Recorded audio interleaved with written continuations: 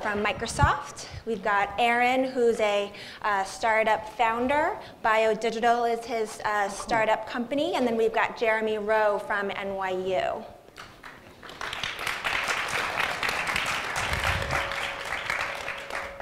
So in this panel, we'll be focusing on the healthcare industry. We have several panels today on other industries, and this one has become of particular interest to our NYC Media Lab member companies. In just this past summer, we ran a digital health and AR startup boot camp with Publicis, and we saw a number of university teams from the New York City campuses really begin their own startup ventures in this space. So, we thought it would be great to bring out a number of folks here in New York City who are involved with the healthcare industry or supporting startups in this space or coming from the university to continue this conversation. We had a summer program, and we're continuing to see that interest of supporting activity in this space. So I thought we could start with introductions from each of the panelists. Perhaps we could start with you, Tereza. If you could share your role at Microsoft and how you are seeing applications in healthcare from your role essentially working with a number of the startups. Awesome. Thank you so much. It's such a privilege to be here, so I'm really grateful both for the invitation and to get to know this amazing community here. I'm old, I'm 25, a 25-year career in the startup space. I actually started on the media and entertainment side off in Eastern Europe when that was blowing up, recovering entrepreneur. And I've worked across a truly wide range of industries, which some might say correctly that I totally lack focus. Others may say that I'm well focused on whatever is the next thing and the next thing and the next thing. And I think that that's all equally true. So I was brought into Microsoft about 4.5 years ago as someone from the New York ecosystem who kind of had done a lot of stuff, knew a lot of people, and Microsoft was at a very interesting moment where it was very clear that we had lost relevance with startups. We were our tooling, and when I was really not top of mind, at all, not at the table among the best, entrepreneurs and developers that were building the next best thing. And the challenge that was put to me was to really kind of think through in a bottom-up way how we would, what that could mean for us. So I've been very focused in the New York area, but I run sort of our startup work across the entire East Coast of the United States and up to Canada. So I'm now doing the Montreal and Toronto ecosystems as well. While healthcare is part of my remit, I'm also doing financial services. I'm also doing retail, sort of in every single industry and kind of every technology as well. Absolutely. So there's a blockchain event last night, and loving what I'm seeing in AR and VR. The team that I'm on, so what I do functionally and what it means to sort of run startups is, about the, like Microsoft Office and Windows and that kind of stuff, like boring. Yeah. But it's really, for us, it's about our tooling. If you're building rocket ships, we really want our stuff to be on your rocket ships, and it's really important for our tools to be considered awesome in the eyes of alpha developers that are changing the world. And there's no greater privilege than to be trusted tools as you're building out the really critical solutions that you are doing. So I am the person who turns on a lot of free cloud across the East Coast, I won't lie. But it really is about a lot more than that. We were sharing in the green room that a lot of the reasoning for that is if you figure that we've moved from sort of like a 3-year development and release cycle to essentially a continuous release cycle, we're pushing out tools at massive scale that are pretty fresh, and they need to be hardened. So I'm part of, and I'm one of few non-engineers on a team of about 900 engineers globally who are not on the product side, but sort of at that early release side to look and help with really interesting implementations that help us learn about how our product is doing. And in today's world, you guys are all combining everybody's stuff together, right? So we don't always know how, are the APIs going to work? Are the connectors going to work? And so we want to help those early examples to be successful. We really want them to be inspiring. We want to take that feedback back so we can build out the developer documentation so that the next wave of entrepreneurs can build, even more cool stuff. So I'll put a point on that. That was pretty long, but hopefully that gives you a sense of where I'm if you could just share some of the most successful or interesting use cases you've seen within VR AR for the healthcare industry, whether that's on the HoloLens or something else. Yeah, HoloLens has been so exciting for us, but it's continued to be this thing where it's just not yet in the fully broad world. So I think everybody's chomping at the bit.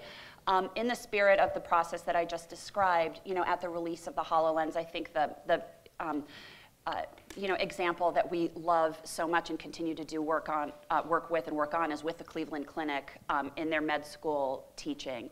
So in the HoloLens framework and in augmented reality, the notions around like layering and interaction, training, especially in first-year anatomy and stuff like that. That was a really favorite example of ours that a lot of people spend a lot of time, working through because it touches everyone. Great. Yes. So I guess I'd stop on that one, but there are a bunch of others. Yeah. I mean, you were just mentioning anatomy. I'm thinking, Aaron, you could share a little bit about your startup, BioDigital, and what medical visualization in VR AR means to you. Yeah, sure. So we have a company called BioDigital. BioDigital is a human body visualization platform. So essentially, the way to think about it, that really doesn't mean much to people, but think about Google Maps for the human body. And so we've built out about 12,000 peer-reviewed anatomic models. And these models are three-dimensional. So our content, we have a ton of content that sits in the cloud. And actually, if you wanted to go check it out, it's free to look at it, but essentially you can explore the entire human body. And so we have the male anatomy, we have the female anatomy, and we spent close to 20 years trying to build this. And we went through many iterations. We've worked with teams ranging from surgeons to cleft surgeons to cardiothoracic surgeons, you name it. And so we built this gold standard human body, and now we're building out every disease state and condition known to man, and eventually every treatment. So it's something that probably will never end because the detail just keeps going and the data just keeps going. And so these are three-dimensional models. And I think the real key here is that augmented reality, virtual reality is something that we are starting to do right now. We've had a lot of success with it, but it's the fact that we have a lot of great content, a ton of content, and we could take any of that content and very quickly put it into any of these modalities. And I've heard people on other panels talking about it, where they say that the key is really content, like having a great experience, and that's what we want to do. We want to make really great experiences. We want people to really understand the body and how it relates to them, and I think there's a lot to be done. We just started doing this with AR and VR, and I think that the fact that we have so much content is very exciting to us because we can build so many different experiences, and people really need content. So the future is pretty bright on that side, on that front. What are some examples of these experiences, perhaps in training, new medical students, for example? Yeah, so we work with a lot of different schools. About 3,000 schools use our system right now, and medical schools use it. NYU actually came out of NYU. I was a research assistant professor there. I graduated from there, and NYU Medical School does use our system. Harvard uses our system. And so, just to examine the anatomy, so we have so much content. It's not on the AR side, that's just starting to happen, but just using our system in the cloud. Third-year medical students who really get into anatomy a lot, they use our system to kind of dissect the body because you can do it over and over again. It's very reusable, and it's and you can have disease states and conditions. So a lot of times when you're doing cadaver dissection, in a medical school, you might find somebody that has a condition, or you're stuck with a male and a female. Cadavers are very expensive, and so here you have something that's reusable. That's it's pennies to use. And I sound like a sales pitch, but literally, it's something that's happening more and more, and people want to get away from cadavers, although cadavers are important, and get more into the digital. But I think when you go into AR, it takes it that one step further, because it becomes like that cadaveric dissection because it's on the table, but you can also bring it to life. So cadavers are dead, but when you're dealing with these examples, you can bring it to life. You can have living things. Ideally, you don't want to deal with a dead body. You want to you're trying to heal a living person. When they're dead, it's too late. So you obviously want to have something that's alive, and also putting in different states and conditions and emergencies and things like that. So the possibilities are endless, and that's also really exciting. Yeah, thanks, Aaron. Sure. Jeremy, from your perch at the College of Nursing at NYU and at NYU-X, which is this new lab focusing on VR, AR with a number of other universities as well and industry partners, how are you seeing this type of visualization technology impact your research agenda? Yeah, the research agenda we put together is basically on focusing on a tool and creating a synthesis of a variety of different capabilities into a tool. Many of the people that are involved in our project, Ken Perlin is going to be speaking later, Anishka that was speaking earlier about the 3D spatial audio, Jan Plas, Luc Dubois, a range of people from different disciplines we brought together for this to create an instrument to be able to not do the development, but to do the sort of additional components to understand what is happening in the AR/VR world. The acoustic, the tactical, haptic feedback, the group interactions that are going on in those spaces, and to do it in multiple locations. It's a National Science Foundation grant rather than an NIH grant. So it's not a healthcare grant, it's a instrument grant. But we're operating in an environment that healthcare is one of our primary foci and a primary test environment to be able to do this work. So it's interesting. When Burleson came from Arizona State University, as I did, to start the project, came from MIT, affective motivational computing. We've got Ken Perlin in visualization. We've got executive function and brain-computer interface and gaming.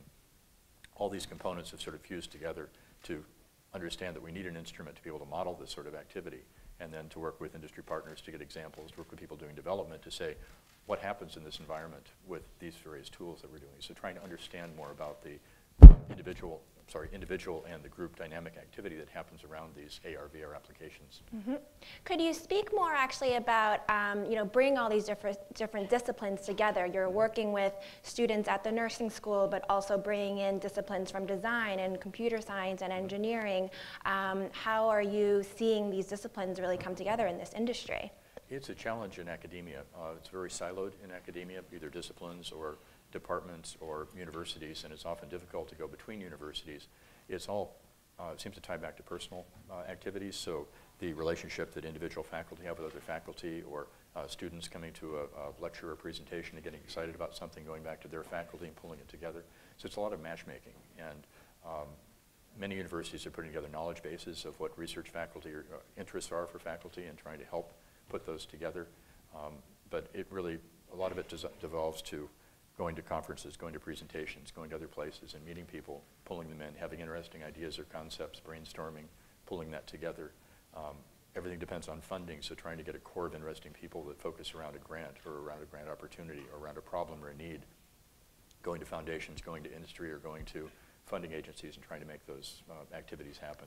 Then once you have that funding, that's the power to be able to start hiring students, start to recruit students, get students involved in these projects. So we're right at the point now where we have a lot of student opportunities. So we're bringing students in, undergraduate and graduate students, as well as postdocs, into the team and trying to focus on different applications, different areas. So it's sort of a chicken and egg. You get a project going, then you draw people in. Those people then make it more visible, which then make it easier to draw other people in, and it slowly scales out. Yeah, I think it's about being open and aware of what's going on here as well. We often talk about your lab to our corporate members and our audience to have people even be aware that one of the greatest VR/AR projects going on right now in New York is at the College of Nursing at NYU. I'm curious, Aaron, I know you are also part of the faculty at the School of Visual Arts, so how have you seen computer artists approach medical visualization, and how do you see that continuing to grow here in the city? Yeah, great question. I spent a lot of time teaching. I teach two classes, and one is medical visualization in 3D, and then the other one is more of a programming class. And a lot of my students who I've had over the years essentially come and do internships for us, and eventually they might go into the industry, and they may make some blue sky film, or they might go to the West Coast and do some other type of work. But a lot of times, the people that do internships for us come back and end up working at BioDigital.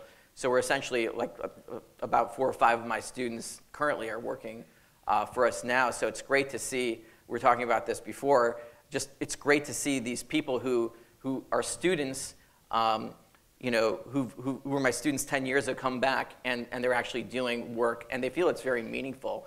So right now, it's only been, if you're a 3D artist, you're going to be doing commercials, or you're going to be doing movies, and sometimes people want something that might be more directly meaningful, not saying that those things aren't meaningful, but just saying that you directly affect somebody's health. Impactful. Impact somebody's health, and they find that to be very gratifying, and they're right here in the city. So I think that's something that's, I'm very happy about, just to see these people working with me 10 years later. Yeah, Tereza, I'm curious, as you travel up and down the East Coast and the startup founders that you meet who are building applications in healthcare, what type of backgrounds are they coming from? Are you seeing them approach other technologies as well, in addition to visualization and maybe mashing up with AI or other technologies in this space? Yeah, I mean, for sure. I think the value of people, individuals who are multidisciplinary and kind of start seeing connections that weren't seen before is these folks are worth their weight in gold. They're really pushing things forward, and obviously teams that are kind of multidisciplinary in that way. I wanted to add a little bit of a different flavor of bringing teams together from what we heard, because we're just spending so much time on it right now. Which is really around sort of picking a scenario, a very limited time frame, and the right people to be at the table, and saying, go. So in a 5-day period, or a 3-day period, or a two-week or 3-week period, with a data scientist at the table, with a visualization expert at the table, with a genomics expert at the table, who are all focusing on that clear endpoint. It may be a sloppy one, because it really is a proof of concept, but we find that we identify and unblock some key problems really, really quickly when that frame is put around it. It's just been super duper valuable to us. And then the second piece of it is that the example that comes out of it really, people really are not inspired by the esoteric. They're inspired by something that they can see, and then they start imagining it, in other applications. So we've had this really big move that's very consistent with lean and with agile and, ship, to in a tight time frame, stand something up. Because just the learning and what we get out of it is so much more. Mm-hmm. So we certainly lean into entrepreneurs that are doing that. So they're not leaving questions open. They're pulling in the right expertise to push the boundaries of their questions. And when we do get to work on what we call these hack fests, when we get to work on them together, we all gain so much. And also, I think that immediacy causes people to go, oh wait, suddenly there's a gap we didn't think of. Let me quickly call the right person and parachute them in. It just provides that immediacy, rather than, in the world that most of us grew up in, things would just like, have a meeting to have a meeting to la la la la la, and be really, really stretched out. We have no patience for that. Okay, I think, Jeremy, you're going to say something. The idea of user-centered design is very important, and trying to have input from the users, both in defining the problem and looking at evaluating the solution. You don't just pick up the phone and call the person when you have a problem. You should incorporate that early in the process, even if you're trying to do a short cycle design. So one thing we're trying to do is define ways to identify those content experts and engage them. And it's interesting to see the number of people in med school right now that have backgrounds in physics and math and computer science, other sorts of areas, that go into medicine but want to do something in this other area but don't have time to do the development, but are very knowledgeable on both sides. Or they have a problem that they understand very well and they can act as a content expert for that. They may have the pool of people you can use for evaluating that effectiveness. So you take that, then you add this quick design process to it to do a prototype. You interact with that, get a feeling for what's working, what's not, then you iterate again, feed it back, and so on. But engaging the users much more is, I think, a powerful addition to that. It's one thing we're trying to do with the students and faculty and others in these projects. Yeah, that's great. I'm curious, before we turn it over to the audience for some questions, if each of you could perhaps talk about any technical challenges that you see in this space that might be preventing broad user adoption, whether that's in hospitals or on the consumer side. What can you share with the audience from that question? I think technology, I worked with this doctor for a long time, this guy, Court Cutting, and he always said, he was a real futurist and a real genius, but he would say technology comes to medicine last because you're dealing with people's health, and you have some very traditional people, and also a lot of times physicians and clinicians, they just don't have a whole lot of time, to be quite honest, so you really need a champion in there. Like trying to incorporate, no matter how good the technology is, trying to incorporate new technology into a medical workflow is difficult, and it takes time to make that change. And so what we're finding is you have to be very patient, you have to be entrenched, you have to have a lot of friends in the industry to kind of allow your technology, whether it's new technology, to kind of spread. And have the people at the top enforce it. So it is a difficult thing to take augmented reality or anything else. There are always, people, first adapters that want to do it, but then to really make it ubiquitous and to have everyone do it takes time. And so we're finding that you just have to have patience to see these changes come about. A lot of people are using, we were talking about this yesterday, where people were using Windows XP in hospitals. It's crazy because they don't want to make changes. They're afraid to. They don't have the time, and they have these huge systems. So that's one of the biggest challenges is just getting finding the right people to help you make that technical change in the workflow. Yes, from our perspective, watching developers and dealing with the development is the differences in formats and the difficulty in getting content from capture through the process. MRI data, 3D point cloud data, different types of Unity, Unreal Game Engine, all the various applications people are using to create content. They're not easy ways to move things back and forth. If someone's developing models in MATLAB, how do you convert that easily into other areas without losing information or having to spend a lot of time putting things together again? So the barriers to content, I think, there's so many creation opportunities, and there's so many different platforms that are using those. I think the platforms will start merging at some point so you can play across those, but getting the content together and the content up and being able to move from a 3D model into an AR/VR environment, into a distributed AR/VR environment, that's a pretty difficult path right now, and hopefully that'll get smoother and easier as well. Yes. So a few things. I think when I was deciding to come to Microsoft, part of it I was like, old school, whatnot. But as I kind of come to appreciate the problems that my colleagues like, they are the complex ones. Regulated businesses, et cetera, are these like high impact problems. So it's definitely true that the early phases of tech development have focused on these like quick, very superficial problems. But like we really like the complexity. And if there are tech barriers, I think we view it as our job to unblock them. So I think a lot of people, both, it's their mission and it's really literally what they come to work, to do. So we sort of like want to know what the blockers are so we can, work on them.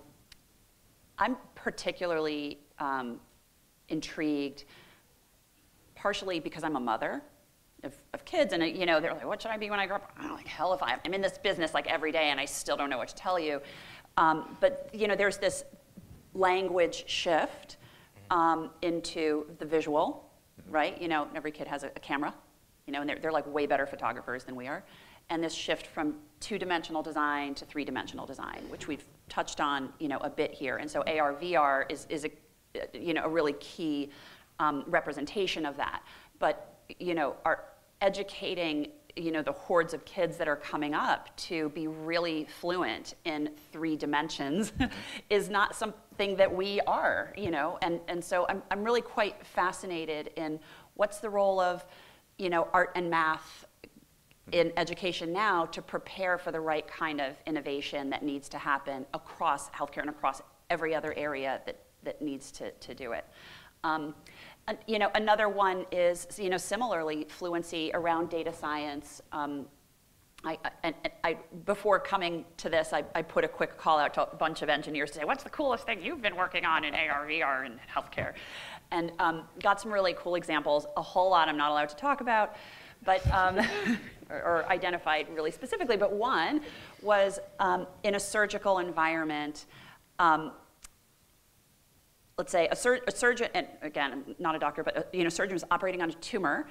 And what it would do was, in a three-dimensional state, virtualize the tumor and help the surgeon remove the right amount of bad tissue and leave the maximum amount of good tissue, because it was virtualizing the tissue, so they could kind of run through it, ahead of time.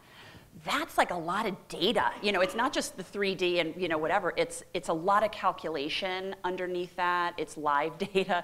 It's registration. Yeah. So that kind of, we're just sort of growing exponentially, and we're starting at a complex state and getting exponentially more complex. So that's both exciting, but we really need to prepare our kids, all of us. We need to be facile and fluent in these multiple skills in order to do what the world needs us to do.